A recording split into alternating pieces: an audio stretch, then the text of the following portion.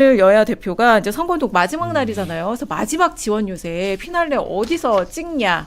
이거 참 중요한데 일단 정청래 대표는 서울 성계광장 그리고 장동혁 대표는 이제 천안을 가요. 근데 이제 정청래 대표가 서울 그 이제 성계광장 가기 전에 오후에 투표를 호소하는 기자회견을 했어요.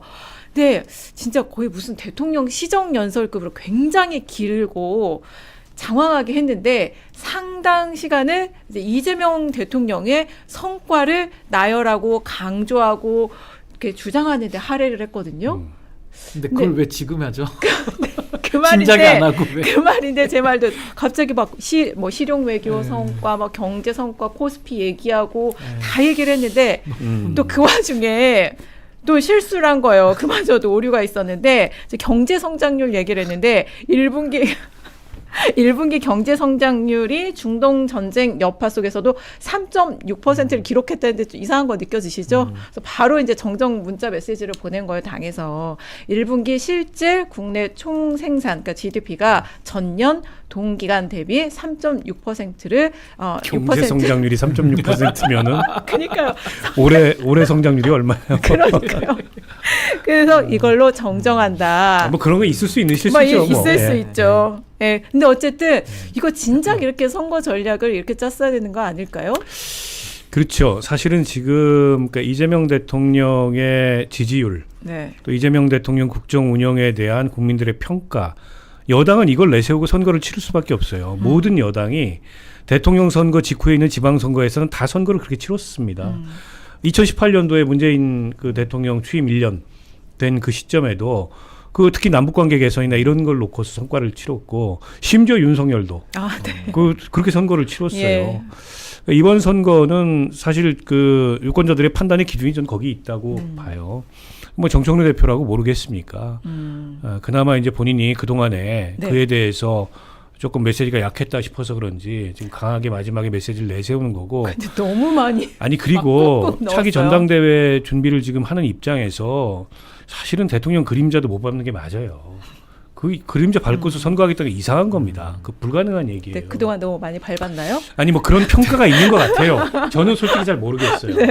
저는 정청래 대표가 그렇게 정치적으로 정무적으로 아둔한 사람이 아니기 때문에 영리하게 처신을 했을 거라고 보는데 부딪힌 점들이 몇 개 있었죠. 편하게 부딪힌 점들이. 근데 그것 때문에 이제 정청래 대표에 대해서 평가가 박한 당원들 같은 경우에는 굉장히 비판하는 것 같고. 근데 이번에 보면 양당 대표들이 그 선거 지원을 가면 그렇게 웰컴하는 분위기가 아닙니다. 그 뭐 장동혁 대표에 대해서는 말할 것도 없고 정청래 대표도 사실 못 가는 데들이 있었잖아요. 부산 갔다가 오빠 하는 바람에 그 뒤로는 이제 부산에서도 오지 말아달라. 거의 이런 분위기였잖아요. 못 갔고. 대구는 처음에 이제 개소식 할 때 가고 끝이고 대구에서 개소식 때 왜 정청래 대표를 굳이 불렀을까? 제가 보기에는 빨리 불러서 대표가 한 번은 와야 되니까 선거 뒤로 갈수록 보수가 결집할 때는 얼굴이 좀 안 보이도록 하는 차라리 초장에 그런 전략이 아니었나. 근데 그 전략은 맞아요. 정청래 대표가 대구 가가지고 도움이 안 됩니다. 본인도 알 거예요. 그러다 보니까는 뭐 이제 중부권, 충청권 좀 돌다가 오늘 서울에서 뭐 선거운동 피날레를 서울에서 하는 건 지극히 자연스러운 거고 제일 재밌는 거는 이제 장동혁인데 오늘 막 울먹거리기도 했어요. 어디 가가지고. 네, 울컥했어요. 오늘 충남에서. 근데 이제 진짜 갈 데가 없잖아요. 그 충청도가 이분이 근거지인데 거기서도 별로 환영받는 분위기가 그래서 아니고. 울컥한 건가 아니 그리고 천안에서 선거운동을 마무리한 거 좀 이상하잖아요. 이상하죠. 이도 아니고 이상하죠. 저도 아니고 아무 메시지가 없어요. 그 동선에. 그래서 저긴 진짜 갈 데가 없구나. 그런 생각이 들었어요. 아니 근데 저는 그 문조털레유 거기에 이제 대표가 이제 정청래 대표잖아요, 당 대표. 전 이분이 그 동안에 그 보여왔던 그 행동들 제가 조금만 생각나는 거 정리해 보면. 사면했을 때 그때 이제 김어준 씨가 그 조국 대권을 미른 게 당시 그 취임 2달 됐을 때고 그 특검법 연장할 때도 정청래 대표가 한번 사고 쳐가지고 김병기 대표가 야 정청래 막 이랬던 그 사건 아마 기억나실 겁니다. 그리고 합당 관련해서도 사고 쳤고 검찰개혁 때도 사고 다 쳤는데 정부안 뒤집어 엎고 본인이 또 김어준 씨 방송 가서 또 생색냈고 또 김어준 씨는 KTV 가지고 최민희 의원이랑 또 둘이 그 난리를 쳤고 국무회의 갔다가 대통령 해외 나가 계실 때 김민석 총리가 안 했다고 또 해가지고 난리를 쳤고 또 여론조사 빼달라고 하는데 또 계속 넣어서 또 사고를 쳤고 또 거기다가 뭐 계속 그 김어준 씨와 정청래 대표가 한 팀이 돼가지고 지금까지 이게 해온 것들 뭐 전출저 특검 그것도 그렇고 그러니까 저는 제가 이 얘기를 왜 드렸냐면 이런 사고를 지금까지 쳐오다가 결국 지방선거 들어왔는데 이거 너무 뒷북 아니냐. 그러니까 그 성과들을 갖다가 얘기를 처음부터 안 하고 마지막에 와서 하는 것도 너무 이거 좀 정말 희한한 일이고, 또 하나는 전 언제부터 이재명 대통령 지우기가 본격화됐다라고 제가 느꼈냐면 지우기요. 아니 그 사진 쓰지 말라는 공문 내려보냈잖아요. 경선 때. 그때 사과를 또 했거든요. 네. 이것도 대형 사고예요, 사실은. 그러니까 우리가 지금 다 기억이 희석되고 과거가 좀 까마득해서 잊었지만 저는 이 한국면이 다 제 머릿속에 남아있을 정도로 아 정말 그 많은 그 사건 사고들을 일으켰다. 그러니까 이런 것들이 정말 지금의 이 선거에 다 부담이 되고 있고, 사실 이번 지방선거도 아니 이재명 대통령의 공을 가지고만 선거 치렀으면 여기까지 오지도 않아요. 근데 그걸 다 못 살린 것도 사실은 정청래 대표의 어떤 미스 아니냐. 그 사진 논란이 있었네요. 그때부터 전 초반에. 지우기가 시작됐다는 생각이 들어요. 아니 신 변호사 민주당 입당하셨나? 아 저는 당 적은 없습니다. 아니 빨리 입당해가지고 반청 증명운동에 구심점이 돼야 될 것 같은데. 전당대회에서 뭐 저렇게 세세하게 제 안에 김관영 후보님이 저희가 들어온 줄 지금- 알았습니다. 야, 제 안에. 세세하게 정청래 대표의 지난 행적에 대해서 알고 있는 민주당 당직자도 별로 없을 것 아니 근데 같은데. 이게 의원님 이게 다 하나하나 그냥 1년 안에 있었던 일들이에요, 사실은. 정청래 대표 1년밖에 안 전문가예요. 됐으니까 대표한 지. 근데 1년 동안 아, 이렇게 많은 정말. 일들이 있었다. 그래놓고 이제 와서 선거 마지막 날 대통령의 성과를 얘기하는 게 전 너무 좀 아이러니해 보이는 거예요. 희한해 보여요, 이게 정말. 맞아요. 그러니까 유난히 희한해. 청와대에서 이제 대통령실에서 아유. 당이 이런 그 메시지 됐는데 그거 아니다. 이렇게 해명하거나 아니 바로 잡거나 또 이런 일들이 많았죠. 1년 동안. 네. 다사다난했네요. 그래서 사실은 대통령 임기 1년 혹은 2년 그 안쪽의 당대표는 정말 그 청와대가 가리키면 가리키는 대로 하는 당대표가 보통이거든요. 그렇지 않은 경우에는 늘 충돌이 있었어요. 이 당에서뿐만 아니라 이준석 쫓겨난 게 뭡니까? 윤석열이 당대표 됐는데 네. 쫓아내버린 거잖아요. 그 이준석 그 스타일에 윤석열이 하자는 대로 할 사람도 아니고. 근데 그거는 여당 입장에서는 별로 여권 입장에서는 좋은 건 아니에요.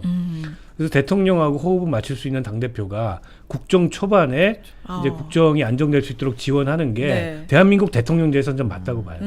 그런 면에서 약간의 불협화음이 있는 거죠, 지금. 네. 그리고 사실 이제 그동안 1년 동안 이재명 대통령이나 이재명 정부의 성과들이 좀 있었는데 당에서 그걸 좀 많이 알리는 역할도 해야 되잖아요. 근데 그 역할 너무 소홀한 거 아니야? 이런 지적도 많았기 때문에 야 이거 근데 뒤늦게 오늘 선거 전날 야 이거를 이렇게 꾹꾹 눌러 남아가지고 이걸 다 얘기를 하면서 굉장히 길었어요. 그 기자회견. 아니 그러니까 길죠. 그동안 안 했으니까 오늘 몰아서 하려다 보니까. 이거를 막 거의 긴 숨 찰 거죠. 정도로 계속 얘기를 했어요. 정청래 대표가. 알리바이. 알리바이 이만큼 했습니다. 아니 근데 그 알리바이 좀 세우려고 그랬는데 신인규가 다 깨버렸어. 오늘 이제 아. 정청래 대표의 그 기자회견과 신인규 변호사의 요 지금 그 나열한 정청래 짤막하게. 대표의 그동안 짤 사고 돈다, 스토리 이거. 하면 짤 돌아. 이제 탁 이제 쇼츠가 되는 거죠. 아니 근데 저는 그러니까 이재명 정부가 1년 차에 정말 여당에서 이렇게 많이 안 도와줬는데도 이 정도 성과 낸 건 저는 대단한 역량을 보였다고 생각하고, 이제 앞으로라도 뭐 어떤 대표가 들어오든지 간에 솔직히 우리 대통령제하에서 임기 말에는 뭐 여당과 청와대가 충돌은 하지만 임기 초반부터 누가 이렇게 엇박자를 내겠습니까? 이거 국민들에게 피해가 가는 거거든요. 그러니까 저는 좀 이재명 정부가 잘하고 있다면 좀 잘할 수 있도록 저는 도와주는 게 정말 여당의 목표고, 결국 청와대에서는 입이 있어도 다 얘기 못하는 것도 많잖아요. 그걸 당에서 좀 해줘야 되는데 그런 게 잘 안 되니까 많은 분들이 좀 답답해 하셨던 거 아닌가, 네. 그런 생각도 듭니다. 그 장도혁 국민의힘 대표의 운명에 대해서도 좀 얘기를 짧게 해봐야 될 텐데 오늘 이제 아까 그 울컥했다는 그게 이제 워딩이 이랬어요. 국민의힘이 부족한 것도 있다. 국민의힘에 실망해서 내일 투표장 안 간다는 분도 있다. 이 대목에서 딱 울컥해서, 그런데 여러분 부부싸움하고 화난다고 문단속 안 하고 그냥 자버리면 강도가 들어서 내 재산이고 생명이고 다 뺏어간다는 걸 기억해야 한다. 그 강도가 이제 민주당인지. 와닿질 않네. 쥐들이 한 게 부부싸움이에요? 그러니까요. 내란을 일으켰는데. 그러니까 그리고 나라를 뒤집었는데. 근데 이 모든 멘트 중에서 가장 좀 의아했던 건 이 모든 게 제가 승리로, 그러니까 지금껏 그 꿋꿋이 버텨온 건 내일 선거를 제가 승리로 이끌기 위해서였다. 그 장면에서 울컥하더라고요. 네, 화면을 그 봤더니. 얘기를 한 것이 저는 좀 충격이었는데. 근데 뭐 사실 저 별 관심이 없는데 네. 그 모장무사 아니에요. 네. 모두가 정동혁의 네. 무가치함과 싸우고 그랬죠. 있다. 근데 요즘 바뀌었어. 이게 장자무사야. 장자무사요? 장동혁도 자신의 무가치함과 싸우고 있다. 그런 상태예요. 그 무슨 말인지를 모르겠어. 오늘 그 얘기를 하는데 그 말도 그렇고 그 공간 그 장소도 그렇고 그 태도도 그렇고 네. 제가 보기에는 완전히 유체 이탈인데다가 그 멘탈이 지금 거의 무너진 그런 상황인 것 같고, 근데 버틸 거예요. 네. 저기는 한동훈이 살아 들어오더라도 버틸 거고, 한동훈이 살아 돌아오지 못하면 더더욱 버틸 거고, 경북에서 하나라도 더 이기면 자기 공이라 그러면서 버틸 거고. 네네. 국민의힘이 선거 끝나고도 이게 수렁에서 헤어나기가 굉장히 어려워요. 그렇다고 국민의힘에 다른 비전이 있는 리더가 있냐, 혹은 다른 비전이 있냐, 그것도 아니에요.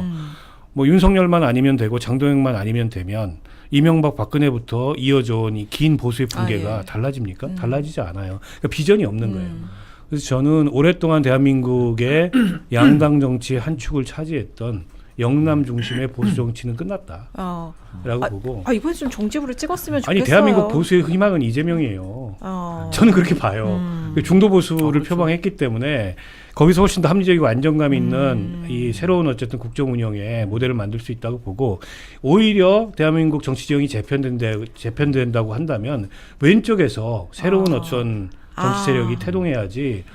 그러니까 지금 민주당보다 오른쪽엔 별로 기대할 게 없어요. 한동훈 그 전 대표가 뭐 선거는 열심히 하던데 보수 재건을 얘기하지만 내용이 하나도 없어요. 그러니까 윤석열만 아니면 되고 자기가 이기면 보수 재건이다. 그런 게 어디 있습니까, 세상에.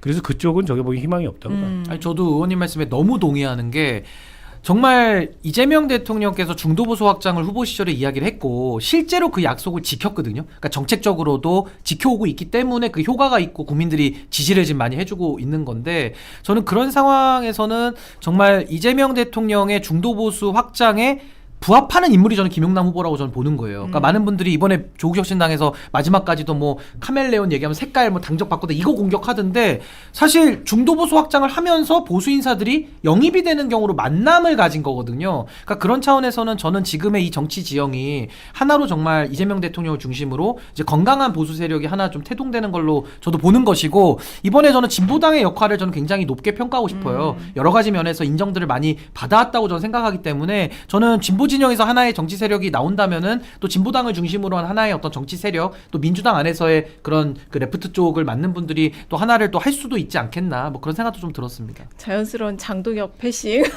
별로 얘기할 가치가 없어요, 장동혁 대표. 시간 아까워가지고. 네, 저기